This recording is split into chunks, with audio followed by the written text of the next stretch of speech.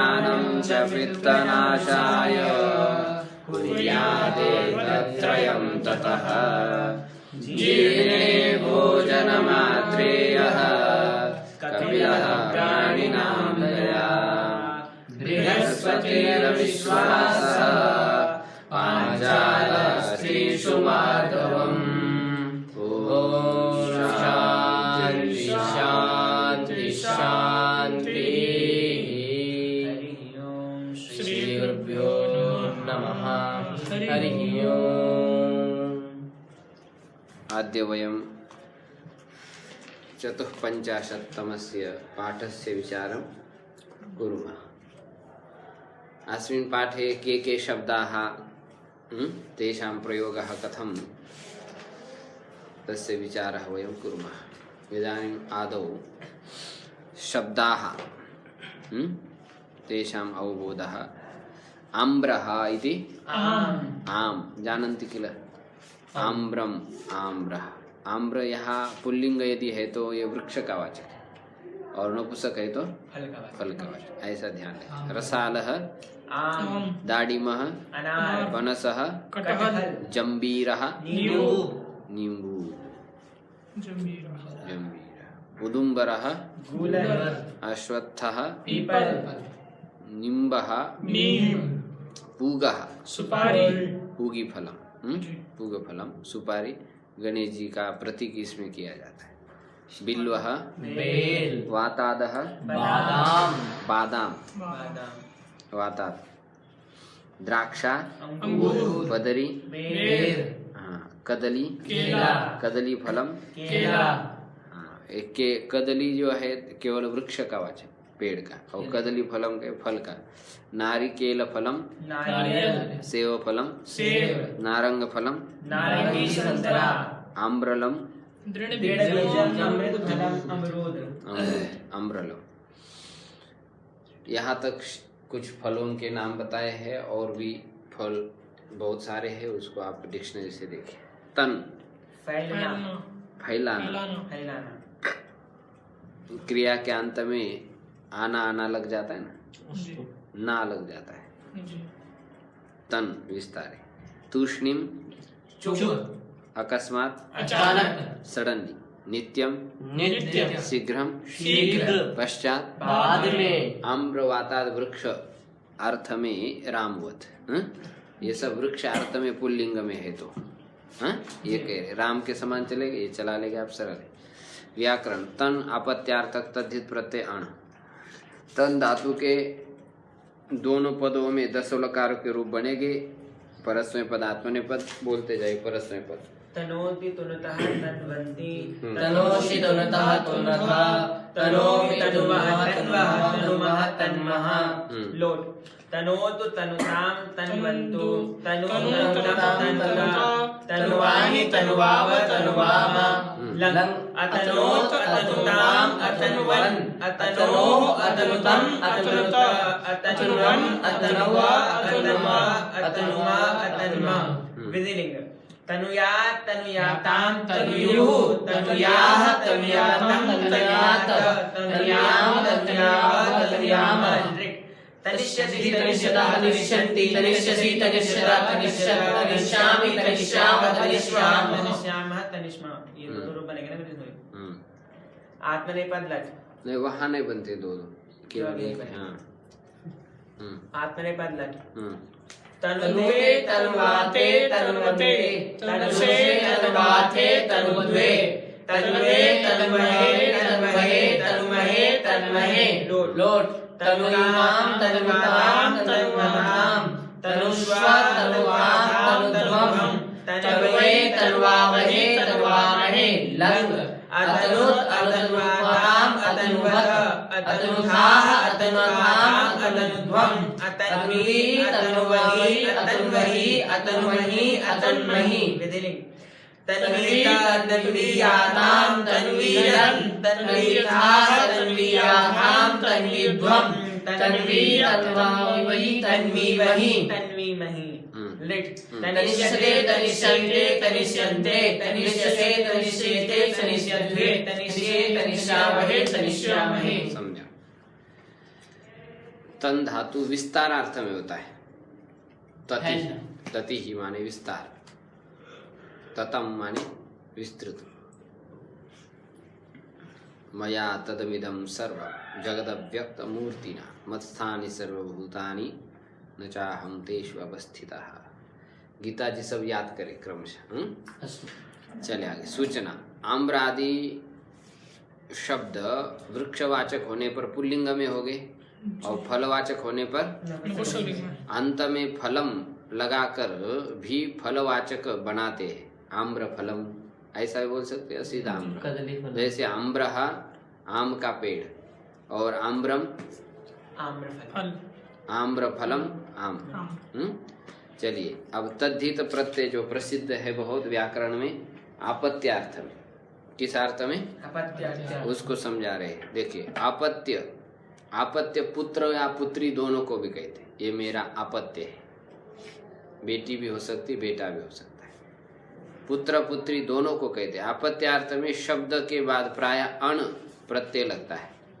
अण का क्या शेष बचता है? शब्द के सर्वप्रथम स्वर को वृद्धि होती है। अ को क्या होती है? ई को ई को ए। ई को क्या वृद्धि होती है? ए। आई।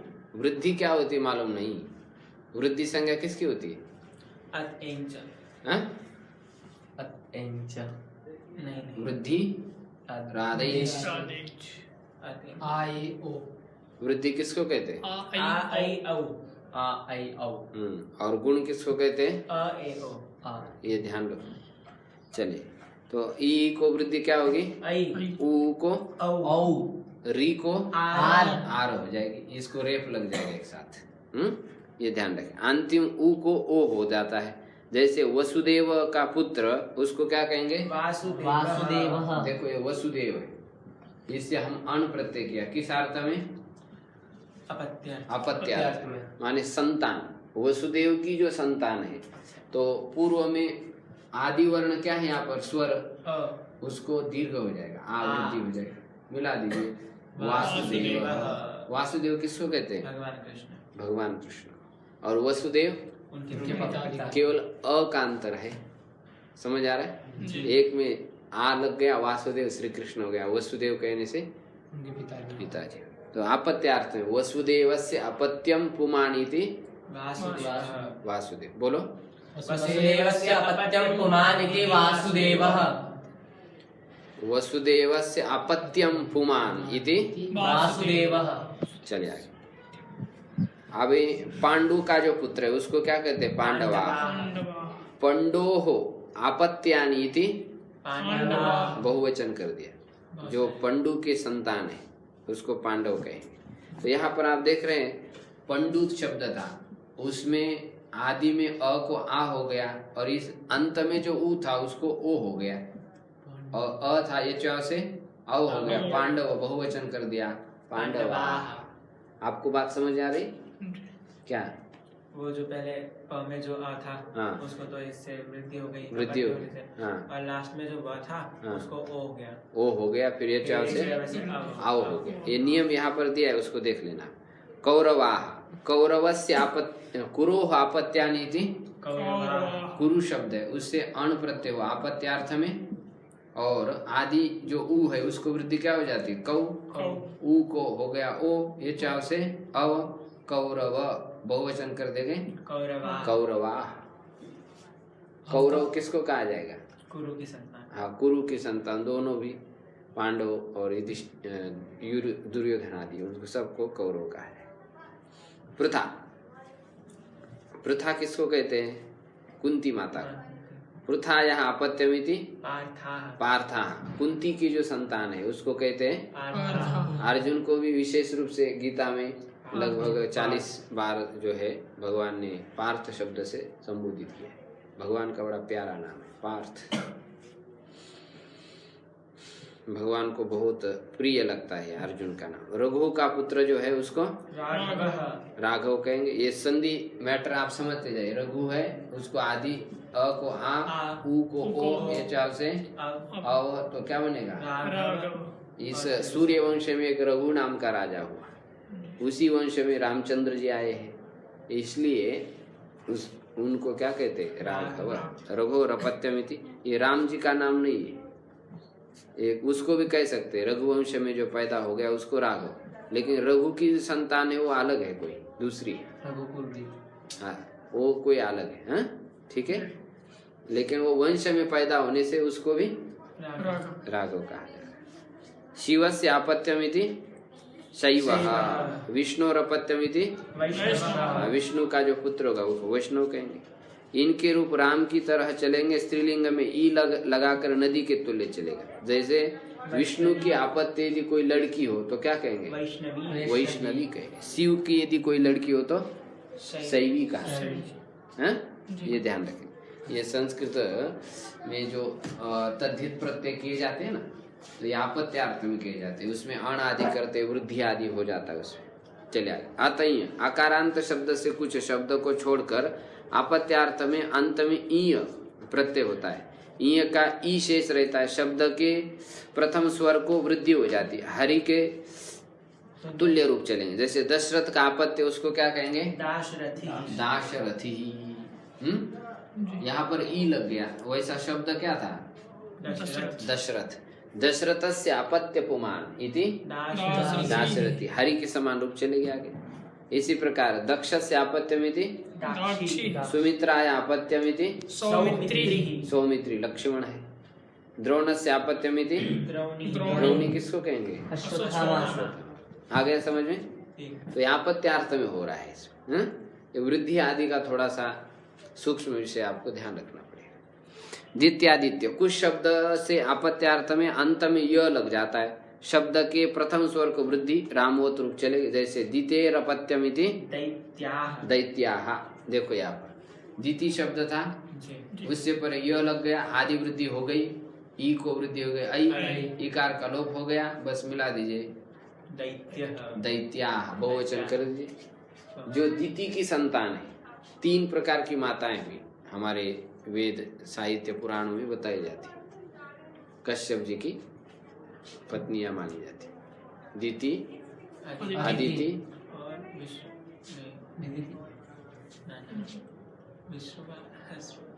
प्रसूति। दिति, आदिति और प्रसूति, इन तीनों के ही संतान है सारा संसार। दिति से बन गए देवता, दानव बन गए, और आदिति से और प्रसूति से हाँ मनुष्य आदि सब आगे विस्तार, बहुत सारे संतान, सर्प आदि, ये सब कितने सारे जीव जंतु, ये सब माताएं से पैदा हुए, बिच्छू आदि। चले, हम सब उसकी संतान है।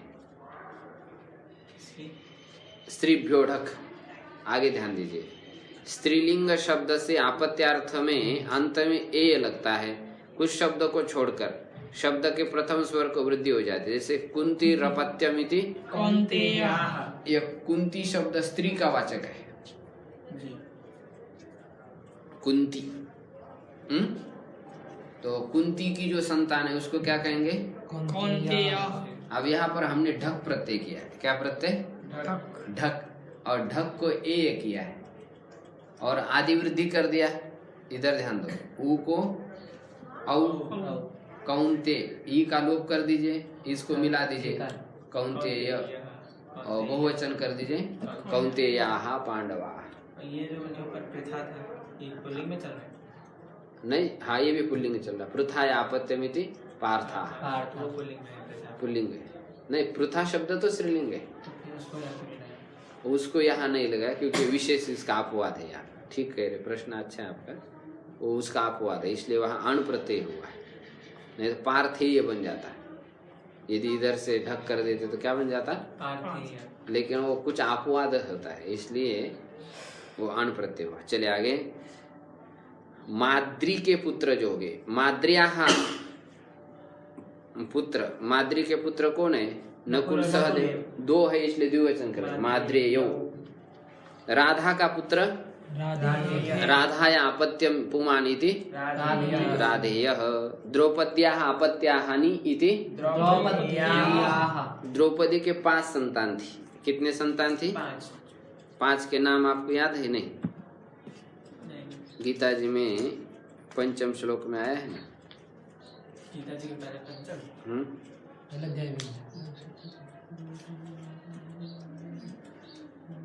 द्रौपदी द्रौपदयाश्च द्रौपदे द्रौपदेयाश्च सर्वैव महारथा। ऐसा कहा उसमें सर्वैव महारथा। द्रौपदो द्रौपदेयाश्च सर्वैव महारथाः।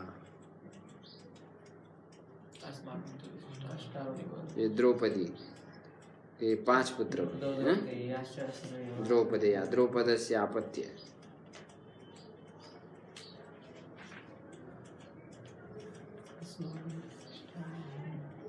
तो श्रुत कीर्ति ऐसे उसके कुछ नाम है शास्त्र में बताएंगे। द्रौपदेया, गंगा का जो पुत्र उसको कहेंगे गांगेय।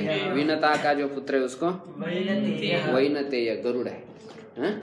ऐसे शास्त्रीय नाम होते हैं, इनको आप विशेष रूप से ध्यान रखें। गृह पाठ आप तैयार करके आ जाए, उसकी चर्चा हम अगले कक्षा में करेंगे।